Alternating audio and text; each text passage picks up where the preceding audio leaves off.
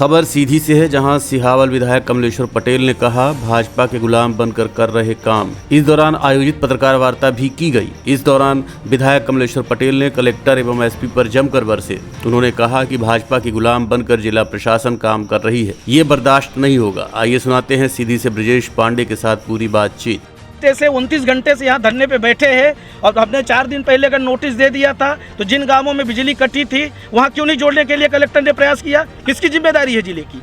Collector सारे विभागों का मुखिया होता है, कलेक्टर की जिम्मेदारी बनती है। बच्चों की परीक्षाएं चल रही है, पीने के पानी का संकट है, कई सरपंच साहबान टैंकर से पानी सप्लाई कर रहे हैं, वाटर लेवल नीचे चला जाता है। कलेक्टर की क्या जिम्मेदारी है? कलेक्टर की जिम्मेदारी सिर्फ भ्रष्टाचार करने की है? कलेक्टर की जिम्मेदारी सिर्फ भाजपा के नेताओं के पीछे घूमने की है? मंडल का मंडल विकास यात्रा निकालने की है? कलेक्टर की क्या जिम्मेदारी है? मुझे भी मालूम है, हम भी लॉ ग्रेजुएट हैं, क्या किसका अधिकार है मुझे पता है। और एक विधायक अगर जनता की पीड़ा को लेकर अगर यहाँ 28-29 घंटे से बैठा है तब कर रहा है तो कोई अपने लिए नहीं कर रहा है, क्षेत्र की जिले की जनता के लिए कर रहा है।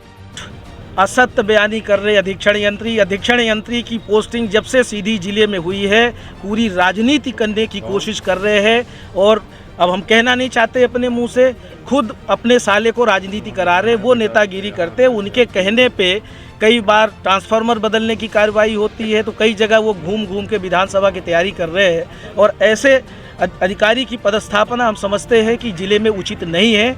जो जब से यहाँ पे पदस्थापना हुई है वो अपनी जिम्मेदारियों का निर्वहन करने की बजाय वो क्यों आउटस्टैंडिंग है? अभी तक सो रहे थे क्या जब बच्चों की परीक्षाएं होगी तभी बिजली काटी जाएगी? ये मुख्यमंत्री शिवराज सिंह से पूछे ना, 15 महीने का जब मुख्यमंत्री नहीं थे, कहीं बिजली कट जाती थी तो बोलते थे बिल फाड़ देते थे, बोले बिजली का बिल जमा करने की ज़रूरत नहीं है, हम जाकर बिजली जोड़ेंगे। तो क्या वो भूल गए अपना वादा? शिवराज सिंह जी को याद दिलाए, हमारे क्षेत्र में किसी भी गांव में अगर बिजली कटेगी तो वहां कमलेश्वर पटेल खड़ा मिलेगा। अब लाइन में हम खुद तैयार करेंगे और बिजली भी जोड़ेंगे। एसी साहब आदमी से निकम्मे आदमी से बात करने का कोई मतलब ही नहीं है, तो फिर हमसे बात करने क्यों आए अधीक्षण यंत्री? हमारे पास आने ही नहीं था अधीक्षण यंत्री को। हम ऐसे निकम्मे निकृष्ट अधीक्षण यंत्री से कोई चर्चा नहीं करेंगे। ये अनिश्चितकालीन धरना तभी समाप्त होगा जब मुख्य कार्यपालन अभियंता रीवा से आएंगे, वो चर्चा करेंगे, कलेक्टर आके चर्चा करेंगे, जब व्यवस्था बनाएंगे तभी ये अनिश्चितकालीन धरना समाप्त होगा। यहाँ हम ताली बजाने के लिए नहीं बैठे, जनता की समस्या को लेके बैठे हैं। 6 महीने से ट्रांसफार्मर जले हुए हैं, वो किसकी जिम्मेदारी है? मुसलावा टोला ढाबा में जला हुआ 6 महीने से ट्रांसफार्मर। हमने कई बार DEAE ऐसी सबसे चर्चा की, हमने कई बार प्रतिलिपि अधीक्षण यंत्री को भी दिया था, हमारे पास कॉपी है। हमने अगर कलेक्टर को चिट्ठी लिखी थी तो उसकी प्रतिलिपि अधीक्षण यंत्री को भी दी थी, मेल किया था, व्हाट्सएप किया था, हमारे पास डॉक्यूमेंट्स है। और जो अधिकारी इस तरह की बात करता है वो अपने कर्तव्यों के प्रति हम कह सकते हैं कि पूरी तरह से निकृष्ट है, गैर जिम्मेदार है, वो इस पद पे रहने लायक नहीं है। ऐसे व्यक्ति को कभी भी इस तरह की महत्वपूर्ण जिम्मेदारी नहीं दी जानी चाहिए।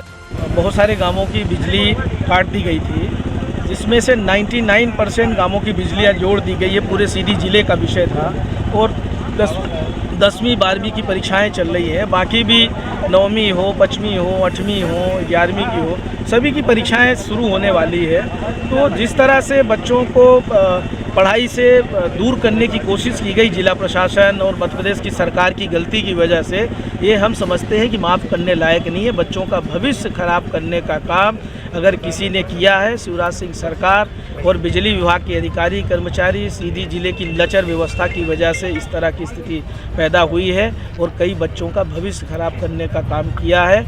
आज मिट्टी का तेल भी कोटों से नदारत है। जो 5 लीटर प्रति व्यक्ति मिट्टी का तेल मिला करता था वो भी आजकल नहीं जा रहा कोटों में, और 130 रुपये लीटर के आसपास मिट्टी का तेल हो गया है।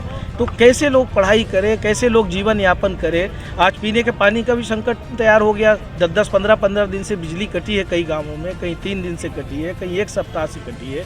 विधानसभा में भी हमने ध्यानाकर्षण लगाया था, वहाँ भी चर्चा में नहीं लिया। तो ये सरकार असंवेदनशील है और उसी को लेके हमने अनिश्चितकालीन धरना रखा था। कल SDM और अधीक्षण यंत्री आए थे, उन्होंने धरना समाप्त करने के लिए प्रयास किया, पर क्योंकि कुछ गांवों में बिजली कटी थी पर कुछ गांवों में काट दी गई थी और कई जगह जुड़ी नहीं थी, तो हमारा ये आग्रह था कि जब तक जिन गांवों की बिजलियां कटी है जोड़ नहीं दी जाती है, सुचारू रूप से संचालन नहीं हो जाता है, तब तक ये अनिश्चितकालीन धरना जारी रहेगा। अभी तक जो हमारे पास रिपोर्ट है कि अभी भी 4-6 गाँव की बिजली नहीं जुड़ी है और वो जब जोड़ देंगे उसके बाद ही ये धरना समाप्त होगा। भैया ये कह रहा है